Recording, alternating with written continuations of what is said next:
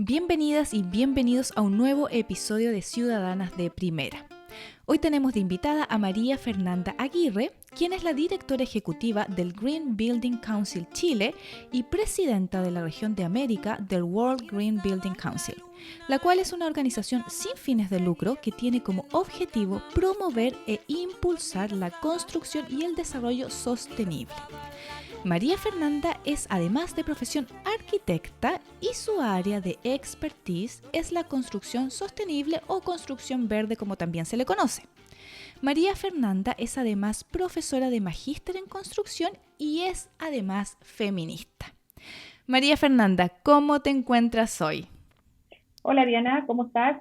Bueno, primero que todo, muchas gracias por la invitación a hablar de todas las cosas que tenemos planeado hablar hoy día. Así que nada, pues feliz de poder participar y aportar desde la visión de la construcción sostenible y mía como mujer trabajando en construcción sostenible también. Fue casual, en realidad. Yo trabajo específicamente ya muy de lleno en construcción sostenible hace 12 años, pero cuando salí de la universidad, bueno, yo fui mamá, estando en la universidad de mi hijo mayor, así que eso también me vio un poco obligada a tener que buscar, bueno, con mi marido, jóvenes, los dos, ¿cierto?, sustento. Entonces uno como arquitecto, la arquitectura tiene algo muy bonito que es una profesión bien multidisciplinaria. O sea, como siempre decimos nosotros, arquitectos y arquitectas, uno que siempre sabe de todo un poquito, ¿ya? Entonces es verdad que tiene de eso. Trabajé en muchísimas cosas relacionadas con arquitectura, gestión de suelos, paisajismo, un montón de proyectos propios, etcétera. Y antes de meterme de lleno en esto, mi último trabajo, que es bien divertida la situación, fue en minería, que es una industria extremadamente masculinizada, sí, Sí. no, increíble, donde ¿Más que construcción? no, muchísimo. O sea, minería Wow. es una industria que yo diría derechamente bien misógina, ¿ya? O sea, ni siquiera Ya, que uno diga eso es machista y todavía. no, O sea, si tú te fijas los altos cargos en minería, sí, no hay mujeres, o sea, son no. exclusivamente hombres. Me pasó que yo ahí ya había tenido a mi segundo hijo y estaba buscando un trabajo que me permitiera, porque me tocaba igual viajar mucho, súper sacrificado, tenía inseguro también. Dije, me voy a poner a buscar trabajo. Y dentro de eso encuentro un aviso que decía arquitecta, recién titulada, etcétera, y yo en general soy el tipo de personas que tiendo a saltarme un poquito las reglas. Entonces dije, bueno, a mí que me importa que pidan recién titulada, yo voy a postular igual. Y me llamaron. Fui a la entrevista y fíjate que fue el plus, necesitaban a alguien que pudiera hablar inglés, porque Ah, ya, toda la documentación de los proyectos, por etcétera, todo se supuesto. hacía en inglés.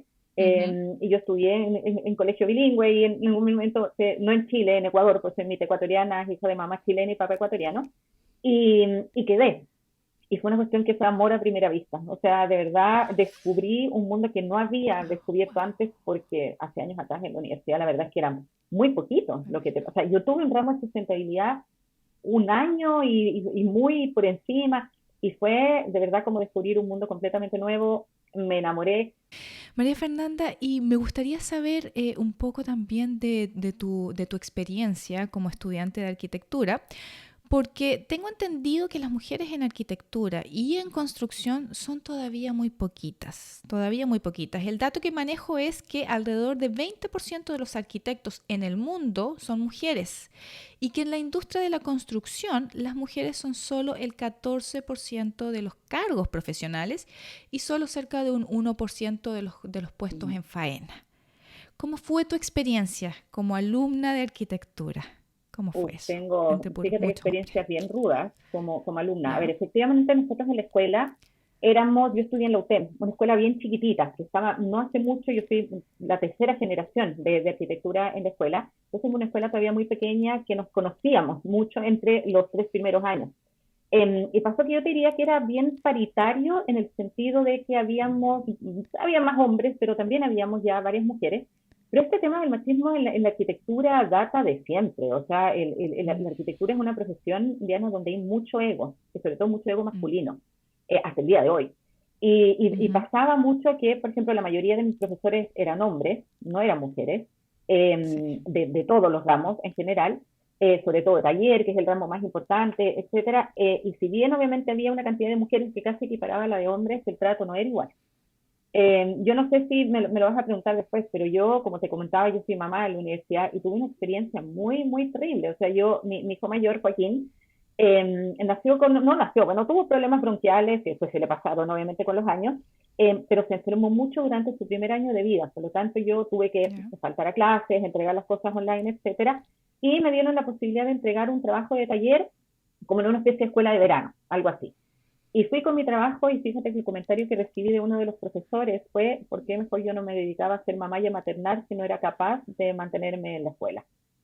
Oye, fue terrible porque yo ya venía, obviamente, imagínate, de ser mamá primeriza, joven, de criar un hijo ese primer año, o sea, yo fui con mi guagua, pechuga a la universidad, y recibir un comentario de esas características. O sea, bueno, obviamente tú comprendas que fue terrible, hormonas volando, llegué llorando a la casa, Obvio. pasé igual el ramo, pero más encima me pasó en ese minuto que dije, me va a reprobar, porque él además ya viene con esta idea preconcebida de que yo al ser mamá soy un inútil, que entonces no voy a poder Claro. trabajar. O sea, ya Ujú. hay un prejuicio enorme con respecto a que quienes son, no solo mujeres, no que además mujeres que maternamos, tenemos este conflicto grave que son los hijos en el ambiente laboral.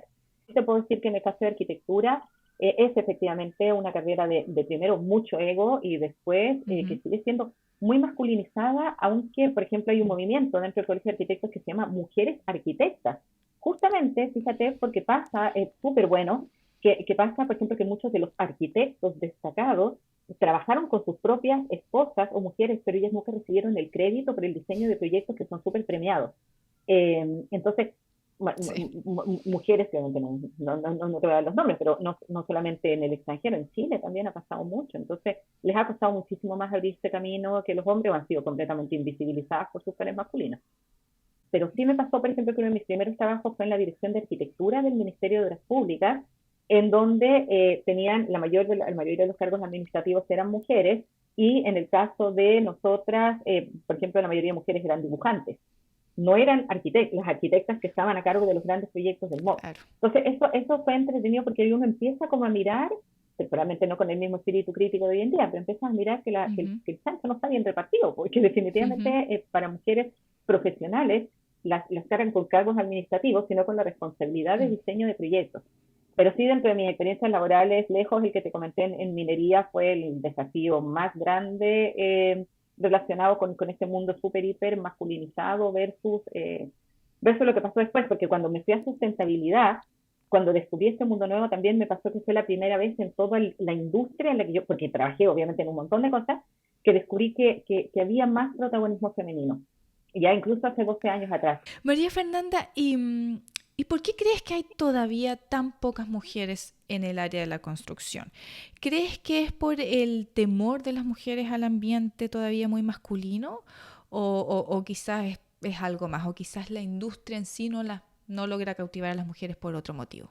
Desde tu experiencia, ¿qué crees Sí, que lo que es? pasa es que yo creo que son cosas que van juntas. Tú tienes temor a algo cuando sabes, cuando hay un historial de que te pueden pasar cosas y justamente lo que tú no quieres es que te pasen cosas malas. O sea, fíjate que hasta hace no mucho las faenas, o sea, las construcciones no tenían baños para Ujú. mujeres. O sea, impresionante que habiendo mujeres que eran Claro. inspectores técnicas de obra, etcétera, no tenían sus propios baños. Entonces, yo creo que hay un tema en que las mujeres sí queremos participar, nota un poco de temor a cómo nos vayamos a enfrentar a la recepción desde este ambiente bien masculinizado, ¿cierto? Cuáles van a ser nuestras condiciones de trabajo, pero también la industria es muy poco abierta y tiene todavía prejuicios muy grandes con respecto a cómo las mujeres nos vamos a desenvolver en un ambiente como una obra de construcción.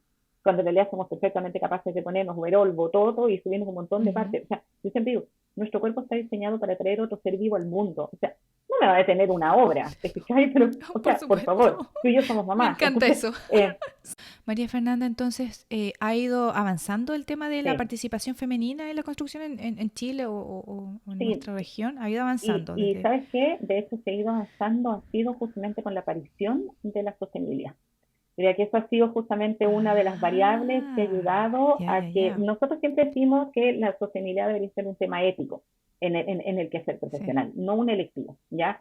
Y en esto, ¿cierto? De que hemos ido trabajando y que esto ha ido avanzando, Chile es uno de los países de Latinoamérica que tiene hace más años también instalado este tema, aunque la gente no lo crea. Imagínate que el primer proyecto LEED en Chile fue el año 2006, o sea, fue el tercer proyecto de Latinoamérica en registrarse, muy por sobre otros países. Entonces, yo creo que eso ha abierto una puerta importante porque es un área que sí nos interesa mucho a las mujeres, que somos mucho más susceptibles a comprometernos con causas sociales y ambientales. Entonces, este mundo de la sostenibilidad abrió una puerta grande para la participación femenina, porque además trabajar en sostenibilidad requiere habilidades blandas que van más allá del conocimiento técnico. Es empatía con lo que está pasando, es un alto grado de empatía que las mujeres tenemos súper desarrollado. No digo que los hombres no lo tengan y no sean susceptibles de desarrollarlo, yo creo que es una traba de comodidad que se han puesto ellos, pero eso ha permitido que las mujeres finalmente integremos, por lo menos en esas áreas, más este tema más en el área de la construcción. Yo estaba conversando con una persona que es muy cercana a mí, una mujer, que está estudiando ya en sus últimos años de construcción en la universidad, y ella me decía que tenía un cierto temor porque ella pensaba que va a tener que dejar de ser la mujer que es hoy en día, la mujer femenina, para insertarse al mundo laboral en construcción. Entonces ella piensa que va a tener que dejar de ser ella, va a tener que ser más masculina si es que quiere triunfar, si es que quiere que le vaya bien en construcción y ascender, va a tener que dejar de ser ella. ¿Crees tú, estás de acuerdo con eso? ¿O qué consejo le dirías a No, esta mujer en lo joven? absoluto. Uno, a ver, me pasa, Diana, que yo creo que también lo de la feminidad es un estereotipo que nos hace súper mal a las mujeres, ¿ya? O sea, creo que ¿Ya? lo femenino está Ujú. absolutamente sobrevalorado, ¿ya? Las Ya. mujeres somos femeninas de múltiples formas. O sea, a mí me pasó, yo te contaba, yo tengo tatuajes y me ha pasado desde gente que me ha dicho, oye, sabes que no sé, encuentro horrible los tatuajes en las mujeres, y otra persona que me ha dicho, lo encuentro extremadamente sexy, Sí, de verdad, o sea, como que para gustos, claro, colores, sí. etcétera. Entonces, yo creo que también tiene que ver con qué es lo que tú definas como femenino. Por ejemplo, a mí yo soy una mujer que me maquillo, me cuido, me encantan las carteras y los zapatos, me fascinan y los perfumes, pero tengo un comportamiento súper masculinizado, no lo digo machista, masculinizado Ya. en otras cosas. Entonces yo creo que finalmente también es un estereotipo que hace muy mal incluso para las diversidades sexuales. Cuando dices me tengo que Ujú. masculinizar, es como decir, bueno, pero ¿qué es Mm. masculinizarte? Es dejar de ponerse Ujú. tacos, porque no todas las mujeres nos gusta usar tacos.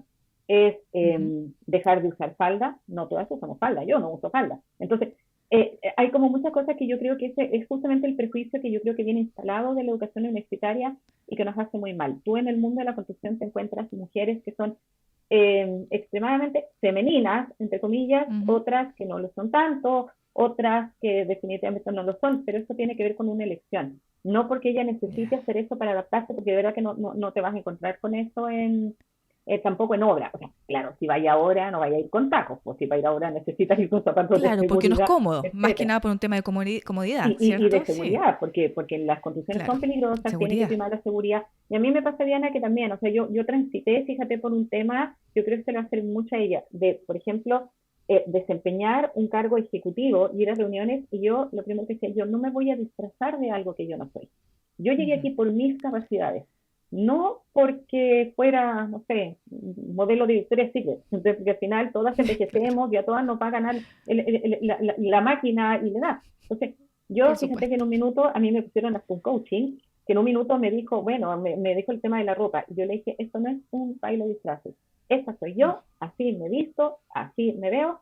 Obviamente me preocupa de estar arreglada, ¿cierto? Con ropa Ujú. bonita, pero siempre obviamente con mi look, que es un poquito más rockero y todo, pero creo que lo peor que uno puede hacer es ir contra la identidad propia y disfrazarte de algo que no eres para satisfacer los requerimientos de un trabajo en particular. Hay códigos de vestuario, se entiende, pero también es Perfecto. cierto que hay algo que ha ido cambiando en la industria y esto es súper bueno también. Nosotros, fíjate, en el Chile GDC somos un equipo de puras mujeres, nosotras, 100%, un equipo 100% femenino, me encanta. Y hemos tratado de empezar a poner este tema justamente en la perspectiva de género en el diseño y la operación de las edificaciones. Uno de esos es el que tú mencionas, que es un tema del aire acondicionado, justamente porque todos los rangos de confort térmico, que es donde tú trabajas, ¿cierto? Cuando tú, por Ujú. ejemplo, en verano seteas la temperatura de un rango, en invierno la seteas a otra, están diseñados para el estándar de confort masculino. Entonces las mujeres Ujú. vivimos muertas de frío. Entonces pasa también que esto sucede no solamente a nivel del equipo, de la instalación, sino en el mismo layout de arquitectura. Porque cuando tú armas un layout, Ya. que es básicamente como tú vas a disponer, ¿cierto?, los espacios, pasa que tampoco hay perspectiva de género desde el punto de vista, no te digo que segreguen hombres y mujeres, pero sí de que tú tengas la capacidad de ponerte en un lugar que esté acorde a tu confort térmico, a tu confort visual. Entonces, el tema térmico es un temazo dentro de lo que son, ¿cierto?, es el diseño. Otra cosa que nosotros estamos trabajando harto, tratando de posicionar harto, es el tema de los patrones demográficos en el diseño de las ciudades. O sea, en el sentido, a ver, nosotros en Chile somos el país que tenemos la menor tasa de natalidad o tasa de recambio generacional de Latinoamérica. Significa que las mujeres tenemos menos hijos e hijas, ¿cierto?, que el resto de países de la región. Ujú, Por lo tanto, nuestra población va a ser muy envejecida en un futuro. ¿Y qué pasa? Que las ujú. mujeres vivimos más que los hombres. Por lo tanto, tú necesitas ciudades que sepan acoger no solamente una población mucho más envejecida, sino que esa población va además a ser predominante, no en una gran cantidad, pero sí predominantemente femenina. Sí. Por lo tanto, la seguridad en el espacio público es un tema importantísimo, que es algo que se está viendo hoy día de por qué los espacios públicos no son lo suficientemente seguros para las mujeres. Ahora, ahí yo voy con que yo siempre digo, ¿por qué somos, qué pasa? Vagón del metro, que es un tema también que se está hablando ahora. Bueno, ¿por qué nosotros tenemos que segregarnos y no educar? No puede ser lo uno o Ujú. lo otro, tienes que hacer las dos cosas porque las mujeres tenemos que protegernos de alguna forma. Entonces, ese tema de la seguridad en el espacio público, de la iluminación, incluso va muy de la mano con el Sí. diseño del paisaje, por ejemplo, con el paisajismo, con lo que tú estás poniendo. Central Park en Nueva York es un súper buen ejemplo. O sea, zonas de Central Park por las que no pueden transitar mujeres porque están completamente Ya. cubiertas de arbustos, tienen muy poca iluminación. Entonces, son lugares que son completamente inseguros. Entonces, yo creo que esto de las edificaciones tiene que permear a cómo nosotros diseñamos un espacio público que tenga perspectiva de género. Oye, incluso en algo tan simple como la mujer cuidadora. La mujer cuidadora que va con la silla de ruedas, que va con el coche, nuestros espacios públicos, las veredas, no están diseñadas para que se pueda No. transitar de forma cómoda y, claro, tenemos que derribar, obviamente, el tema de que seamos solo las mujeres las que nos dedicamos a mantener y al cuidado, pero es algo que existe. Y mientras tú Ujú. tratas de derribar eso, ¿cierto? Tienes que generar las condiciones finalmente para que se puedan ocupar las edificaciones y los espacios públicos con perspectiva de género, y eso es súper importante. Tengo entendido que la edificación junto con la construcción son responsables del 39% de todas las emisiones de carbón en el mundo. Y las emisiones operacionales, esto es de energía, la energía que utiliza un edificio o también para calentarse o para enfriarse, y la iluminación que también utilizan estos mismos edificios representan el 28%.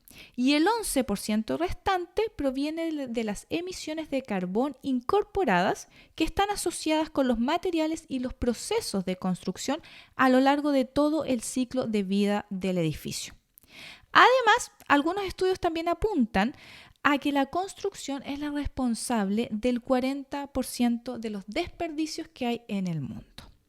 Sí, efectivamente, ahí en lo que tú comentas del carbono incorporado con el carbono operacional, hay una organización que se llama PIB, que es CEEB, que saca muchos datos, ¿cierto?, de economía circular, descarbonización en el entorno construido. Y fíjate que el último dato, yo estuve en un webinar de ellos la semana pasada, es que toda esta sumatoria de la etapa de producto, más todo lo que tiene que ver con el transporte, obra y construcción, llegaría a ser incluso el 50% de las emisiones de una edificación. O sea, mucho más Wow. de lo que nosotros creíamos hasta Sí. ahora. Y que por otro lado, un tercio de las emisiones de tu edificio ya se generan antes de que tú entres a ocupar la edificación. O sea, son datos que, claro, cuando uno piensa en Wow. ese hoy como sector construcción, de verdad, o sea, si bien somos responsables de muchas cosas, es bien interesante porque también somos el sector que representa la mayor cantidad de opciones y de alternativas de poder mejorar y de poder tener o de reducir nuestros impactos para poder, obviamente, tener externalidades menos negativas en el entorno. ¿Y en Chile cómo ha venido esto evolucionando, la preocupación por el medio Mira, Chile yo ambiente? te diría que es un país, a ver, a mí me toca, por ejemplo, voy a contar desde mi experiencia. Yo fui hace como 3 semanas a Medellín a participar en un taller que me invitaron de economía circular y descarbonización para áridos, ¿cierto?, para la construcción. Y nos toca hablar mucho, a mí me toca personalmente hablar mucho para otros países, justamente contando la experiencia de Chile en Latinoamérica. Lo ¿Ya? cuento porque eso significa que estamos haciendo cosas y que las estamos haciendo bien, no perfectas, porque lógicamente todo es perfectible, pero en Chile este tema de la construcción sostenible viene, yo diría, de hace más de 20 años. ¿Ya? ¿Cuál ha sido el problema que tenemos nosotros como país? Que la discusión se centró mucho justamente en uno de los datos que tú entregaste que tiene que ver con la emisión operacional, ni siquiera con la emisión, porque no se habla de emisiones, con el consumo de Ujú. energía operacional en los ¿Ya? edificios. Entonces, ¿qué pasa? Que a nivel global, incluso que no solamente Chile, se hicieron tantos esfuerzos para reducir estas emisiones que nadie le hizo caso a lo que pasaba justamente con el tema de los materiales, de toda esta mochila ambiental que queda Claro. embebida en las edificaciones. Entonces nos encontramos hoy día con que, claro, tenemos sistemas de climatización y aire acondicionado súper eficientes, luminarias súper eficientes, etcétera, pero nadie se preocupó del tema agua, súper importante, y nadie se preocupó también de todo esto, no solamente el carbono, sino todos los impactos ambientales, ozono troposférico, eutrofización, acidificación de las aguas, etcétera, agotamiento, por ejemplo, de recursos terrestres no renovables que generaba en la industria de la construcción. Entonces, hoy en día nos encontramos con que justamente, yo no quiero pensar que es tarde, pero sí con que tenemos que acelerar muchísimo más en la preocupación. Y fíjate que yo acabo de terminar un diplomado de la CLACSO, justamente de ciencias sociales, pero me gustó mucho porque justamente es cambio climático en políticas públicas, y me dediqué a analizar todas las políticas públicas en Chile que tenían vínculo con eficiencia energética, economía circular, cambio climático. Empecé a ver todo eso, y lo que yo me di cuenta en este diagnóstico para mi tesina fue justamente que las políticas públicas en Chile no abordan de la debida forma lo que es el carbono incorporado en la edificación, de esta parte de las emisiones aguas arriba, y que también todo lo que tiene que ver con economía circular está muy enfocado no en la prevención, sino en la gestión una vez que el residuo ya está generado. Entonces nos pasa que estamos cubriendo una parte nada más del problema, no estamos cubriendo lo que deberíamos preocuparnos, que la Unión Europea es justamente sacó un montón de documentos que te dice, es hacia atrás a donde tú tienes que apuntar ahora, ya lo de adelante está mucho más cubierto. Entonces yo te diría que eso sí existe. Ahora en Chile una reacción que ha sido súper buena, yo hay algo que destaco en Chile, Diana, y es que acá en general las políticas públicas son políticas de Estado y no de gobierno, ¿ya? O sea, políticas que han sido transversales a distintos gobiernos, que se han mantenido, que no es que viene una, se cancela, viene otra, como sí pasa en otros países de la región. Y eso creo que ha hecho que tengamos estrategias, planes políticos que son súper buenos. Ahora lo importante es, obviamente, que las llevemos a cabo y tengamos las responsabilidades Claro. que a todos los sectores productivos, obviamente, nos competen. María Fernanda, ¿y cuáles son estas metas a nivel global? Porque se habla mucho y hay una especie de confusión también, porque he escuchado demasiado de este tema del tema medioambiental. ¿Cuáles son esas metas a nivel global? Y si en Chile estamos apuntando hacia las mismas metas o si nosotros tenemos metas diferentes. Sí, a ver, Chile está comprometido, fue el primer país en vías de desarrollo en comprometerse a la carbono neutralidad al 2050, ya que en un minuto ¿Ya? fue muy divertido, porque cuando nosotros supimos, nosotros a la industria en general, sustentabilidad, dijimos, ya, una cosa es que tú te comprometas y otra cosa es, ¿cómo vamos a hacer eso? O ¿Cómo? sea, ¿cómo vamos a Claro. llegar ahí? Entonces, claro, ahí pasó primero porque Chile tiene una matriz energética que todavía es altamente carbónica. Por lo tanto, lo primero que tiene que hacerse, obviamente, es limpiarse la matriz energética, porque eso incide en las emisiones de todos los otros sectores productivos. Eso va de la mano también, obviamente, con la reforestación, ¿cierto? Con la preservación de la biodiversidad, la regeneración y la restauración de ecosistemas y un montón de cosas relacionadas, por ejemplo, con biodiversidad tanto marina como terrestre. Eh, y de hecho, eso Chile acaba bueno, está en la ley de cambio climático, también somos el primer país en vías de desarrollo en, por ley, comprometernos a la carbono neutralidad, que eso es súper importante, porque no es que tú te ¿Y qué es comprometas tanto carbono en la prensa. neutralidad? ¿Qué es eso? Básicamente, ¿Qué carbono es con eso? neutralidad es cuando tú, todas las emisiones de carbono que tú generas como país, o por lo menos, es difícil llegar al 100%, pero por lo menos las emisiones de nosotros son principalmente de generación de energía, ¿ya? Entonces, todas ¿Ya? esas emisiones son emisiones que son limpias porque provienen de fuentes renovables de energía, y las otras se neutralizan a través, por ejemplo, de la compra de bonos de carbono también de energías renovables o de bonos de energía ¿Ya? eléctrica. Entonces, ahora, claro, una cosa es eso, pero eso también obliga al resto de sectores productivos, construcción, por ejemplo, a también carbono neutralizarse. Y para el sector construcción es súper difícil llegar a eso, ¿ya? ¿Cuál es el otro compromiso que nosotros en general en Chile se adhiere, ¿cierto? Estos compromisos internacionales, está el de los Objetivos de Desarrollo Sostenible al 2030. Nosotros como Consejo el año pasado hicimos un diagnóstico para el sector construcción, porque Ujú. sí nos parecía que los ODS en Chile, si bien Chile también es el que va más avanzado en cumplimiento a nivel latinoamericano y del Caribe en los indicadores, todavía siguen siendo instrumentos súper potentes de greenwashing en la industria, ya que Sí, yo creo que tú lo habrás visto. Nosotros cumplimos, sí. pero los objetivos de desarrollo sostenible también son 17, pero son 169 metas, 232 indicadores. ¿En serio estás cumpliendo con todo esto? Y ahora, por ejemplo, para lo que tiene que ver con compromisos frente al cambio climático, Ujú. Chile lanzó, ¿cierto?, sus contribuciones nacionales determinadas, que son estos compromisos de qué es lo que vamos a hacer para, ¿cierto?, no sobrepasar 1.5 grados después de las Ujú. temperaturas pre-revolución industrial. Pero hay una página que se llama Climate Action Tracker, que es una organización que justamente lo que hace es tomar los compromisos de todos los países y ver si efectivamente con lo que Hacen estamos sentido. proponiendo cumpliríamos. Entonces, desde Claro. altamente insuficiente, insuficiente, suficiente, y después ya cuando está lleno. No hay ni uno que esté bien a nivel mundial. Pero fíjate que a ¡Wow! nivel Ninguno. latinoamericano, no, ninguno. Los esfuerzos que se están haciendo no son suficientes. A nivel latinoamericano, Costa Rica está en una categoría de suficiente, Chile, y con otros estamos en insuficiente, y la mayoría es altamente insuficiente. O sea, ¿qué significa? Que en lo que nosotros estamos haciendo como Chile a nivel de compromisos, condiciones, etcétera, es insuficiente para lograr cumplir, obviamente, con los compromisos, ni siquiera de carbono neutralidad, o sea, de lucha contra el cambio climático, siendo que además como país tenemos 7 de los 9 criterios de vulnerabilidad. Y hemos salido en el Climate Risk Index, que es un índice de riesgo climático, hemos salido varias veces entre los 10 países con mayor riesgo, cierta y vulnerabilidad climática. Entonces, en el caso de la sustentabilidad, una cosa es que nosotros como las mujeres efectivamente somos mucho más empáticas, mucho más dadas al altruismo. O sea, mira, un ejemplo a lo mejor bien coloquial, pero si tú te fijas, las fundaciones en Chile que están vinculadas, por ejemplo, a protección de los animales, son casi todas lideradas por mujeres. O sea, hay un tema que yo tengo un cuestionamiento interno constante de si de repente digo es algo efectivamente que viene asociado a lo mejor a nuestro sexo biológico, porque sexo biológico género son cosas distintas, o realmente Ajá. es una tranca social que producto del mismo machismo ha hecho que los hombres no tengan esta empatía, obviamente el hombre también se ve afectado a múltiples diría, efectos del patriarcado, como el no expresar Sí. sentimientos, que se consideran signos de debilidad. Afortunadamente yo creo que Ujú. esto ha ido cambiando, tenemos cada vez hombres que están más vinculados a la o sea, más vinculados a estos procesos de deconstrucción. Por lo tanto, creo que dentro de todo esto vamos bien.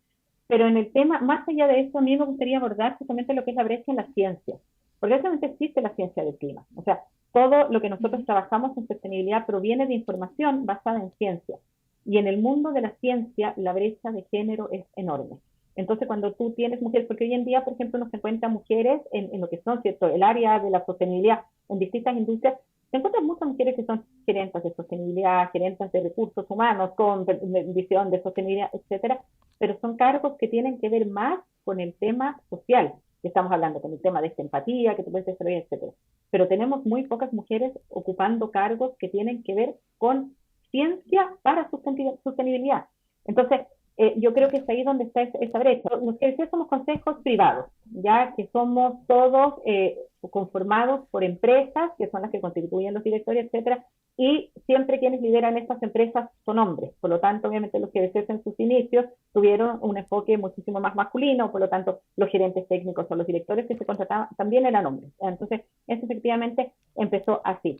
Ahora, ¿qué pasa? Que fue este mismo fenómeno que yo te comentaba y que hablábamos hace un rato de este grado de empatía de las mujeres, de que hoy día tenemos mujeres también mucho más capacitadas en temas relacionados con sostenibilidad, que empezaron a ocupar estos cargos, pero yo te diría que esto primero nació justamente porque el cargo de la dirección ejecutiva es un cargo que tiene que ver mucho con habilidad blanda, con articular, con generar vínculos, con generar convenios, y eso hizo que esos cargos nos empezáramos a ocupar mayormente mujeres, porque es bien increíble, pero cuando las mujeres hablamos de sostenibilidad tenemos más credibilidad que los hombres, porque saben que Mm. tú eres más comprometida. Bueno, hay un Ujú. dato, también un estudio que comprueba que las organizaciones lideradas por mujeres son un 14% más productivas.